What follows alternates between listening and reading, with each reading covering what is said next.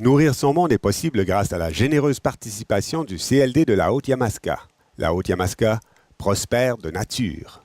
Métro Lucier, votre épicier, de même que les caisses populaires Desjardins de Waterloo et de Grenby Haute-Yamaska, sont aussi de fiers partenaires de cette production.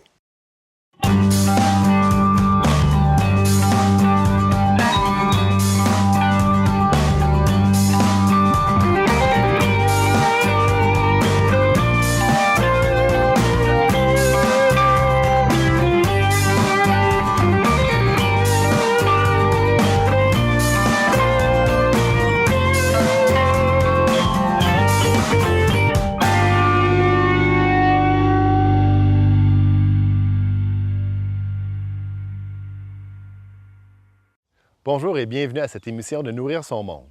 L'été est commencé, il fait super beau et moi, le début de l'été, c'est les fraises. Des shortcakes aux fraises, des fraises avec de la crème, j'en mets dans mon yogourt et j'en passe.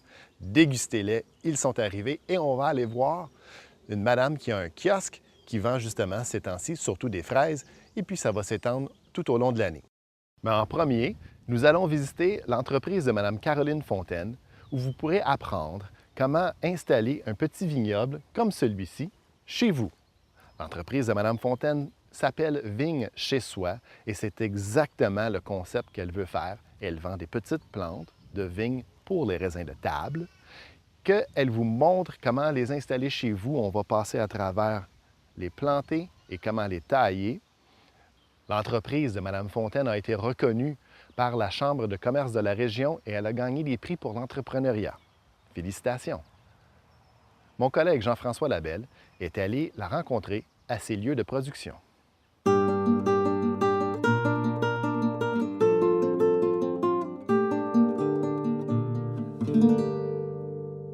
Est-ce qu'on peut faire du raisin de table au Québec? Oui, certainement. Ça fait maintenant près de 20 ans qu'on a des cépages québécois qui produisent du raisin de table. C'est sûr qu'il y a un certain roulement au niveau des cépages. On s'en vient avec des choses de mieux en mieux, dont sans pépins, très sucrés, qui arrivent à maturité mi-août, fin août, début septembre. Quand on parle cépage, d'abord, c'est quoi un cépage? C'est des sortes de vignes. OK, c'est comme les Simplement. variétés finalement. Oui, comme les cépages à vin, on en a plusieurs sortes, mais c'est la même chose pour le raisin de table. Puis qu'est-ce qui les différencie? Il y a vraiment une différence entre les deux? C'est quoi? C'est plus sucré? Oui, le raisin de table, dans le fond, c'est la même façon pour le cultiver que le raisin à vin. Dans les vignobles, on va utiliser les mêmes façons de palissage, là, qui est la structure pour tenir la vigne. Puis le raisin de table n'a pas de pépins en général, donc il est plus fun à manger. Il est beaucoup plus sucré aussi. Faire un vin avec un raisin de table, c'est plus ou moins conseillé parce que le taux de sucre est trop élevé. Et puis, l'histoire des pépins, ça... Bien, en fait, c'est l'Université du Minnesota et Elmer Swenson qui ont hybridé ces cépages-là. Elmer Swenson. Oui. Puis c'est pas des cépages qui ont été en laboratoire là, avec des OGM ou quoi que ce soit. OK. Là, c'est vraiment manuel. Là, on a frotté un pollen sur un autre pollen. On a fait maturer ce raisin-là. On a pris les pépins, on les a plantés, puis on a attendu de voir ce que ça allait faire. Fait que dans le fond, c'est comme un peu faire des enfants. On ne sait jamais sur quoi on va tomber. Bon. Donc, le Somerset, qui est un raisin rouge sans pépins, a été créé comme ça. Là. Puis c'est fait par bouturage. Là. Donc, on ne replante pas les graines à chaque année là, pour créer d'autres plants. Bouturage, c'est quoi ça? Bien, c'est un morceau de bois qu'on prend, puis on va aller à l'automne, on va le mettre dans le caveau à des températures contrôlées, puis ensuite on va faire la production en serre. Le mettre en terre, puis il va faire des racines naturellement? Grosso modo, ça ressemble à ça. OK. Ouais. J'ai envie de revenir un peu en arrière. Oui. Qu'est-ce qui prédestine une jeune femme à s'intéresser aux vignes, à s'intéresser à ce type d'entreprise pour que ça devienne vigne chez soi? En fait, mon oncle, il est pionnier de la vigne à vin au Québec. Ça fait maintenant bientôt Ça s'appelle 30... comment? Alain Brou. D'accord. Ça fait 30 C'est à ans Saint-Paul, je qu'il pense. fait ça. Oui, il est à Saint-Paul. Puis, dans le fond, moi, j'ai travaillé quelques fois pour lui. J'aimais l'ambiance de la serre, j'aimais les vignes. Puis, à un moment donné, j'ai connu le raisin de table, puis je voulais savoir pourquoi il n'en produisait pas plus que ça. Puis, il y a un marché, là, mais il faut le faire, puis c'est bien compliqué. Puis, moi, je vais le faire. OK. Ça s'est parti aussi ici, chez vous, Ouais. sur un petit terrain à la base. On s'est dit, on va faire une serre, puis on va en produire? Oui, c'est ça. Ça fait maintenant 3 ans. Puis ça va très, très bien. Et les variétés, est-ce que l'oncle les connaissait toutes ou il a fallu faire de la recherche, tout ça? Oui, bien, c'est des cépages. Dans le fond, avec son expertise, j'ai décidé...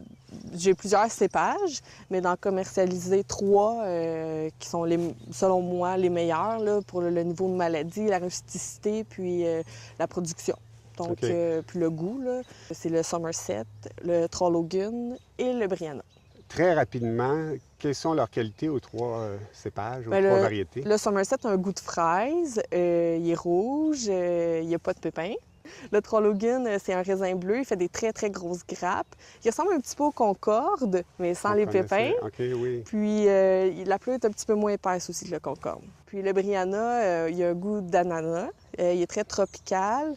Il y a des pépins. Moi, personnellement, c'est mon préféré, même s'il y a des pépins. D'accord. Ouais. Parce qu'on peut s'habituer à manger du raisin avec pépins. Ben oui. Le raisin d'Ontario, là, classique, qu'on achète en petit panier, Ouais. moi, j'ai l'habitude d'en manger, je l'aime bien aussi. Oui, il est Je très sais bon. pas c'est quelle variété, ça, souvent. C'est du Concorde. Ah, c'est le Concorde, souvent, le petit bleu, là, très, ouais. très goûteux aussi. Oui, oui. Très bon. Oui, oui.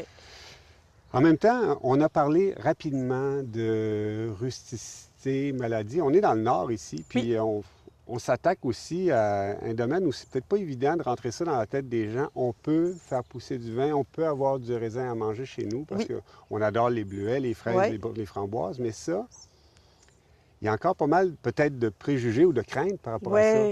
Et c'est ça l'idée de l'entreprise, je pense, c'est d'amener à ce que chacun puisse avoir chez soi, comme on a ici, un beau petit rang de vigne, un petit vignoble domestique. Oui, parce que ça s'appelle un vignoble, même si c'est du raisin de table. Ah, d'accord, oui. Comme un verger, même si on fait du cidre, ça s'appelle un verger pareil. Donc, pour la rusticité, le plus rustique, c'est le Somerset. Donc ça veut dire qu'il va bien passer à travers l'hiver. Oui, même au Québec, j'en vends au Lac-Saint-Jean. Le petit rouge, il est tellement beau. Il y a une photo sur le site web, là, les Somerset congelés, qui m'a tout de suite attiré. Oui, il est très bon aussi. C'est vraiment le préféré là, des gens. On peut le planter jusqu'en zone 3. Zone 3, de rusticité. Encore plus au nord qu'ici. Oui, c'est ça, au Lac-Saint-Jean. À Québec, au Lac-Saint-Jean. Oui, en Abitibi. On fait concurrence à leur bleuet, là, bientôt. Oui. Le Trollogun 4B.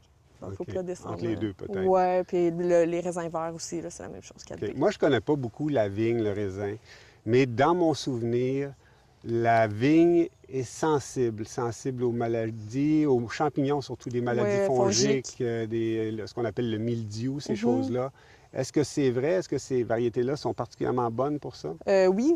Pour la plantation, pour monsieur, madame, tout le monde, c'est vraiment des cépages qui sont pratiquement sans maladie, surtout si on taille bien. Si on ne taille pas, c'est sûr que l'humidité, souvent, elle rattrape, là, puis ils ont de la difficulté à sécher. Mais vraiment, ici, par exemple, j'ai jamais fait de traitement là, contre des maladies fongiques, puis ça marche. Même pas un petit... Jamais. C'est surprenant parce que ouais. Dans les vignobles à vin, on le fait systématiquement, je pense. Bien, systématiquement, oui, parce que c'est notre gagne-pain, fait que c'est par prévention surtout, mais on va aller de 2-3 arrosages par année en général. C'est pas comme des pommiers, on n'en fait pas 20 là, à chaque fois qu'il y a une petite pluie, c'est pas autant, là, mais c'est préventif souvent. OK. Ouais. Les gens qui voudraient avoir du raisin chez eux, ils doivent compter, j'imagine, quelques années d'implantation? Bien oui, c'est 2 ans. Seulement? Oui, donc si on plante cette année, en 2015, on devrait avoir notre première récolte. OK. Ouais. Donc c'est pas très plus long. court qu'un pommier, par Ou des cerisiers, c'est 7 ans. C'est quand même long. Donc c'est une bonne affaire, ça. Bien, je trouve que le raisin, pour que les enfants en profitent rapidement. Oui. Ensuite, la culture, qu'est-ce qu'on doit faire avec nos raisins? Est-ce que l'hiver, on doit les enterrer sous la paille ou quelque chose? Non, vu que c'est rustique, on les laisse tels quels. On taille jamais à l'automne. Jamais. Beaucoup de gens pensent qu'il faut tailler à l'automne. Oui, dans le vignoble, on va faire des pré-tailles, là, mais en général, là, les gens, on taille toujours au printemps. Parce que ça les protège de l'hiver, justement.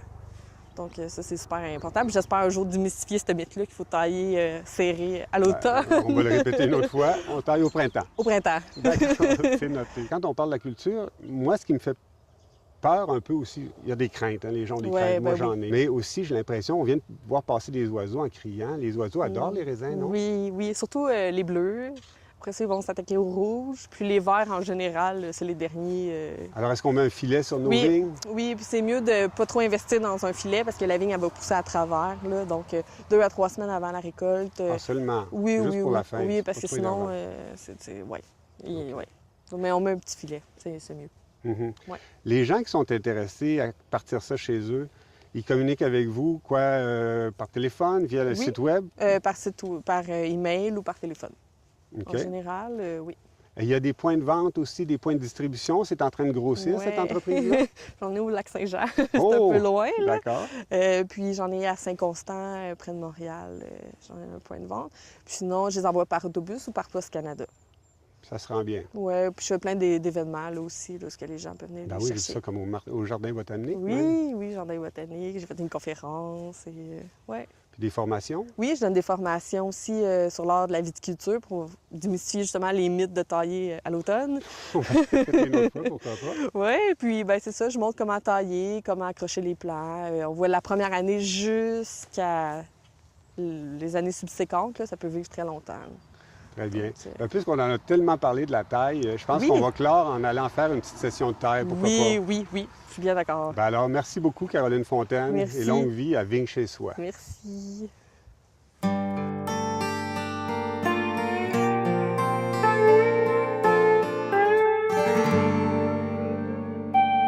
Nous allons retourner chez Mme Fontaine dans quelques instants où elle va nous expliquer comment bien planter et tailler nos vignes. Pour tout de suite, nous allons visiter le kiosque Fruits Bons à Roxton Pond où nous allons voir les belles fraises qui sont arrivées et tous ces merveilleux kiosques qui vendent nos produits locaux vont être ouverts tout au long de l'été. Il y a maintenant même une variété de fraises qui est la fraise d'automne qui va vraiment rallonger la période où on pourra s'acheter des fraises. Malgré cela, il y a quand même 86 des fraises consommées au Canada qui sont des produits d'importation. Alors achetez-les maintenant et on met ça au congélateur dans des petits sacs. Elles seront prêtes pour vous cet hiver.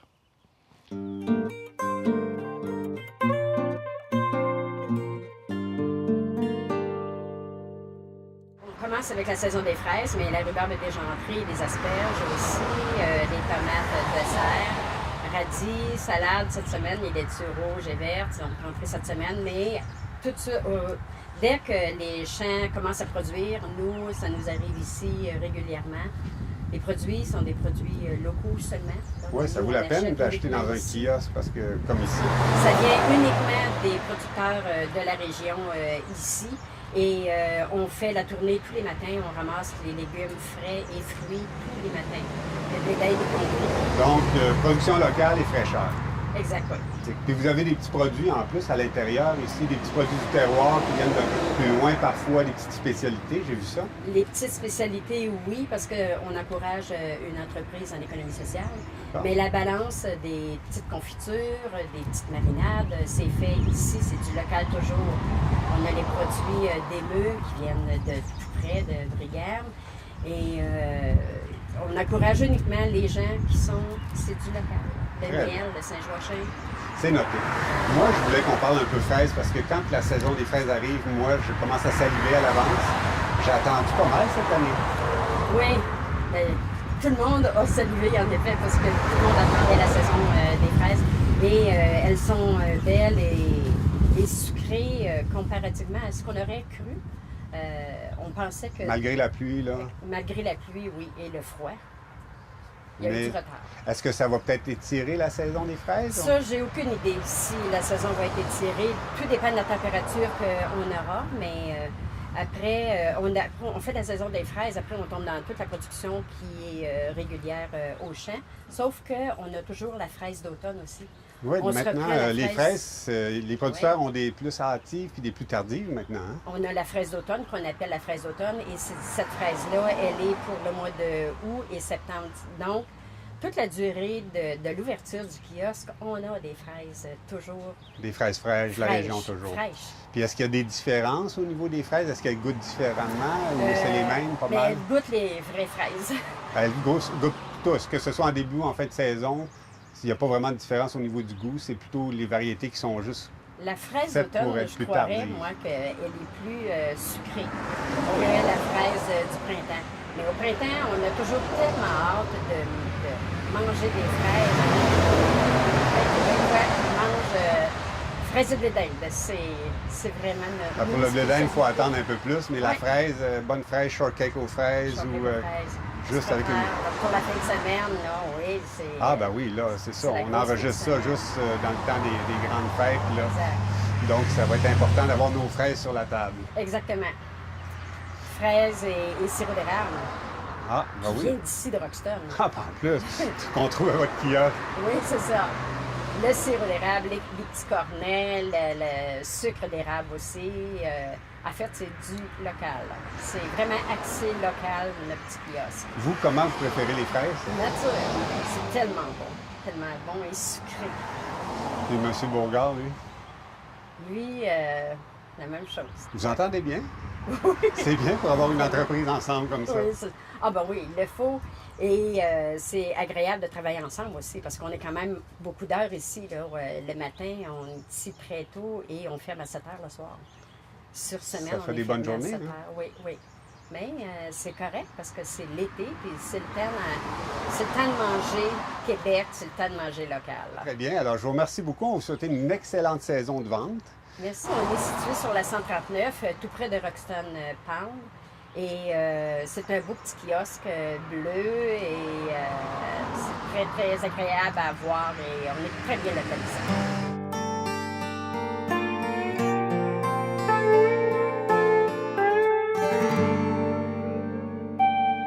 Les fraises sont originaires de l'Asie et on en compte 600 variétés dans le monde. Au Québec, on en cueille et produit une vingtaine de ces variétés et j'espère que la nouvelle variété d'automne va nous apporter des fraises jusqu'au mois de décembre. Présentement, il y a 6000 cueilleurs qui travaillent pour vous et les producteurs de fraises disent que les frais de main-d'œuvre vont jusqu'à 50 du prix pour mettre une fraise dans votre panier. C'est pas évident. Peut-être pratiquez-vous le cueillez vous-même. Bonne chance. Si vous aimez faire ça, c'est une belle activité de famille. Nous allons retourner chez Mme Fontaine qui va nous expliquer comment bien planter et tailler les vignes une fois qu'elles sont établies ou que vous arrivez avec chez vous. Madame insiste beaucoup sur le service à la clientèle et offre nombreuses formations et elle explique beaucoup à ses clients et elle les suit pour être certain que la mise en place et la taille se fait bien.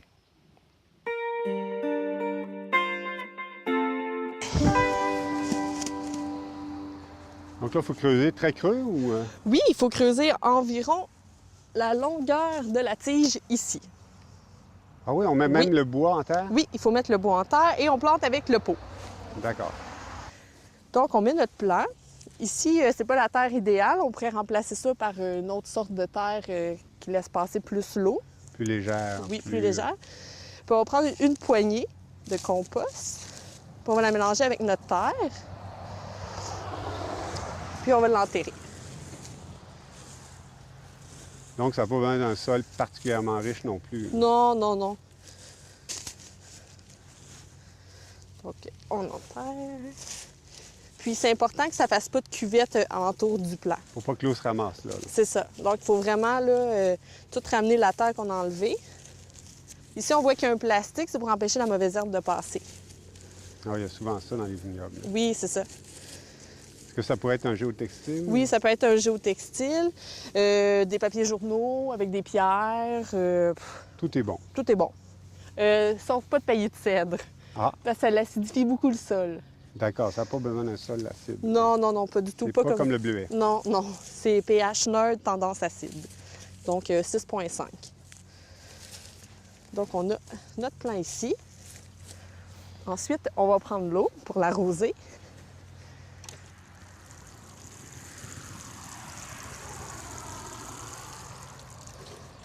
Ah, il a l'air content. Oui, hein? C'est quoi comme variété, ça? C'est le Somerset, le rouge. Mmh. Oui. On va planter notre bambou dans la terre. Puis ensuite, on va l'accrocher après le bambou. Ah, c'est ça, ce truc. Oui, c'est une particulier. rubangelle. Rubangelle. Oui. Angèle, comme Angèle? Rubangelle, oui. Je sais pas pourquoi, mais ça s'appelle comme ça.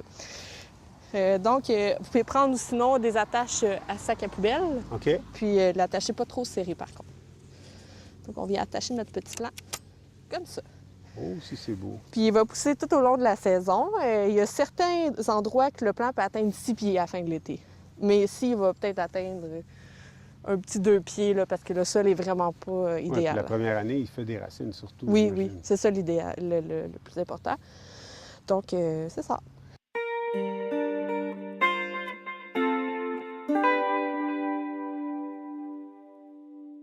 Deuxième année, après le dernier risque de gel au printemps, nous allons faire une taille à un bourgeon.